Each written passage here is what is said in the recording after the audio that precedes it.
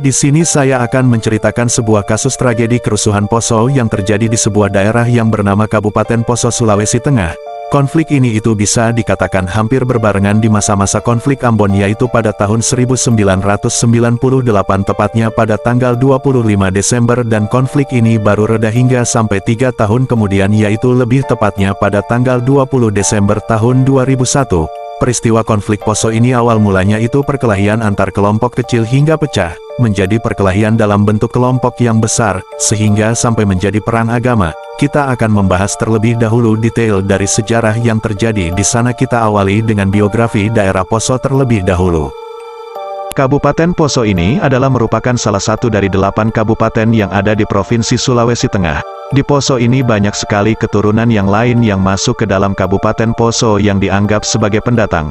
Sebagai contoh misalkan dari suku Bugis, di mana penyebaran suku Bugis ini banyak di daerah selatan. Lalu sementara di daerah utara kebanyakan dari daerah Gorontalo. Kabupaten Poso ini menjadi salah satu tempat titik lokasi yang menjadi program pemerintah untuk transmigrasi. Di saat itu pemerintah mengadakan transmigrasi itu dari Jawa dan juga Lombok, serta ada yang dari Bali juga, dan di saat transmigrasi dari Pulau Jawa dan Lombok beberapa persennya dominan lebih banyak yang beragama Muslim. Selebihnya itu dari agama lain, seperti agama Kristen dan juga Hindu yang dari Bali. Di saat para orang-orang transmigrasi tersebut datang ke kota Poso, seperti biasa yang kita ketahui bahwa bakalan adanya persaingan. Dan pada saat itu pada tahun 1990 masyarakat asli Poso sekitar 60%. Selebihnya adalah orang pendatang, dan yang membuat Kabupaten Poso ini akhirnya dipadati oleh penduduk mayoritas Muslim itu adalah transmigrasi itu sendiri. Secara sebenarnya penduduk asli di Poso kebanyakan mayoritas Kristen. Di saat penduduk transmigrasi datang ke Poso, seperti yang diketahui sebuah persaingan perdagangan akan timbul. Namun sejauh di tahun 1990 mereka masih hidup dengan rukun masyarakat Poso dengan masyarakat pendatang walaupun adanya persaingan dagang. Di sini kita akan masuk di mana bagaimana kronologi kerusuhan Poso bisa pecah. Ini semua dimulai pada tahun 1998, tepatnya pada tanggal 24 Desember tahun 1998. Kebetulan tahun 1998 tersebut perayaan Natal bertepatan dengan bulan suci Ramadan. Lalu dengan tiba-tiba terjadilah sebuah tragedi yang tidak diketahui awalnya gimana melibatkan seorang dari pemuda agama Muslim dengan pemuda agama Kristen, sehingga terjadilah pertikaian. Pemuda dari agama Kristen ini bernama Roy Runtu Bisalemba, di mana dia seorang pemuda yang berasal dari daerah kelurahan yang mayoritasnya beragama Kristen di daerah Lombogia. Di dalam kejadian ini terlibatlah perkelahian antara Roy Runtu Bisalemba dengan seorang pemuda yang beragama Muslim, yang bernama Ahmad Ridwan, di mana Ridwan ini ditikam oleh Roy Runtu Bisalemba, di mana Ridwan sebagai korban yang telah ditikam oleh Roy.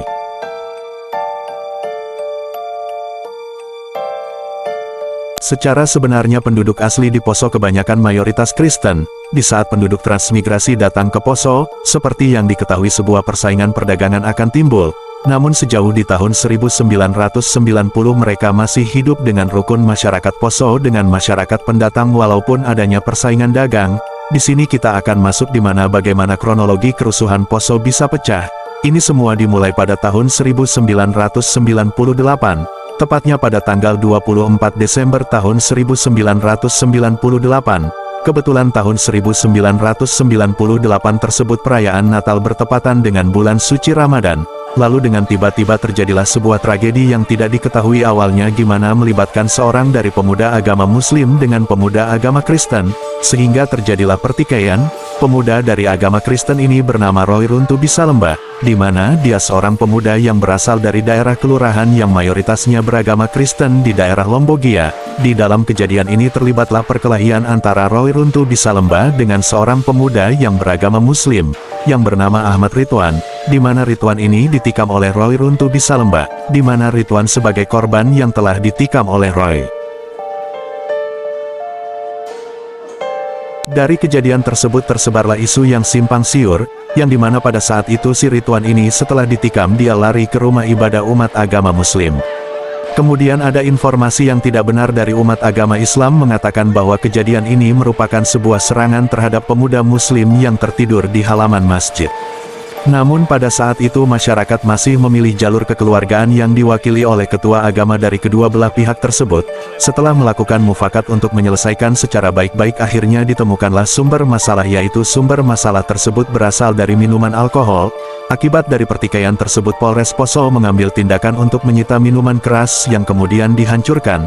Lalu keadaan pun mereda pada saat itu. Lalu suatu hari ada terjadi sebuah kejadian lagi yang sangat mengganggu, yang dimana pada saat itu ada terdapat satu toko yang dijaga oleh pemuda Kristen, dan pada saat itu ada oknum pemuda yang berasal dari agama Muslim yang datang ke toko tersebut berniat menyegel toko tersebut. Pertemuan kedua belah pihak tersebut berakhir dengan sebuah bentrokan di antara keduanya. Akibat dari bentrokan tersebut, bentrokan besar pun terjadi pada tanggal 27 Desember tahun 1998. Kelompok masyarakat dari agama Kristen datang membawa senjata dengan menaiki sebuah mobil truk dari daerah Tentena, dan mereka dengan dipimpin oleh seorang yang bernama Herman Parimo. Dia ini adalah seorang anggota DPRD Poso.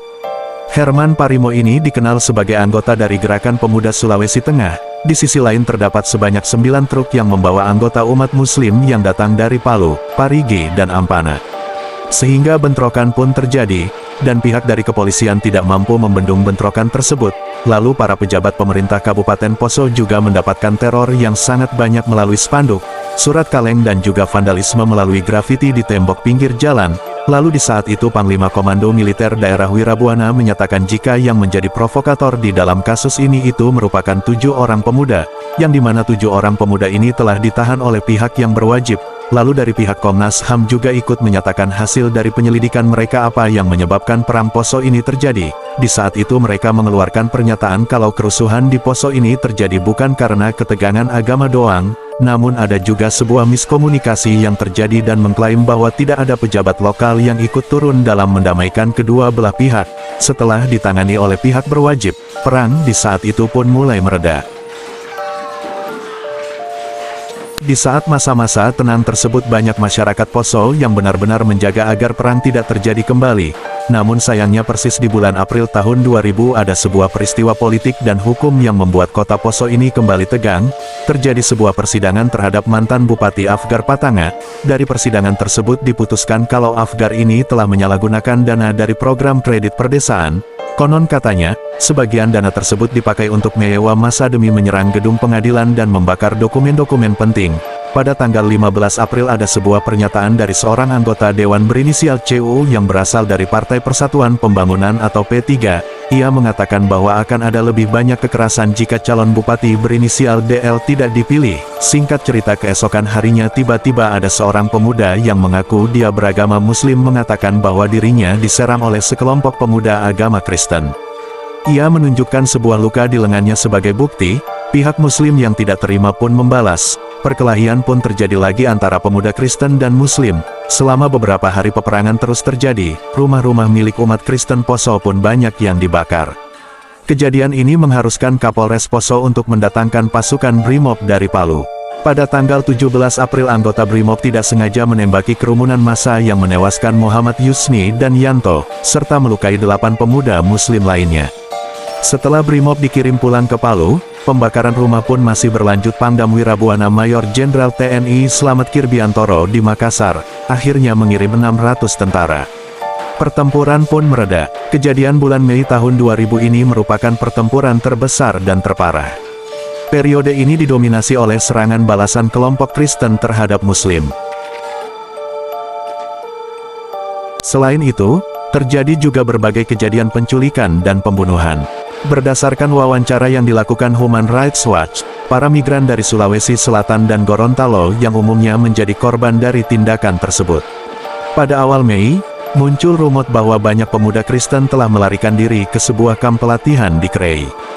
Pasukan Kristen menamai operasi ini, Kelelawar Merah, dan Kelelawar Hitam. Pasukan ini disebut-sebut dipimpin oleh Fabianus Tibo, seorang imigran dari Flores, NTT. Pagi hari tanggal 23 Mei sekelompok pasukan Kelelawar Hitam membunuh seorang polisi, Sersan Mayor Kamarudin Ali, dan 2 warga sipil Muslim, Abdul Syukur dan Baba. Kelompok ninja Kelelawar Hitam ini kemudian bersembunyi di sebuah gereja Katolik di Kelurahan Mungko. Mereka pun mulai bernegosiasi dengan polisi untuk menyerah. Para warga muslim juga telah menunggu di depan gereja. Pasukan ninja bukannya menyerahkan diri, justru kabur ke perbukitan belakang gereja. Aksi ini kemudian menyulut kemarahan para muslim. Mereka membakar gereja tersebut pukul 10 waktu Indonesia Barat. Pada tanggal 28 Mei serangan semakin meluas terhadap warga Islam. Para wanita dan anak-anak ditangkap. Bahkan beberapa di antaranya mengalami pelecehan seksual. Sekitar 70 orang berlari ke pesantren terdekat, pesantren Wali Songo, di mana banyak warga muslim dibunuh dengan senjata api dan parang. Orang-orang yang kabur pun berhasil ditangkap yang kemudian dieksekusi dan mayatnya dilempar ke Sungai Poso. Sekitar 39 jenazah ditemukan di 3 kuburan massal dengan total kematian sekitar 191 orang. Setelah kerusuhan mulai mereda, Mabes Polri di Jakarta mendirikan Komando Lapangan Operasi.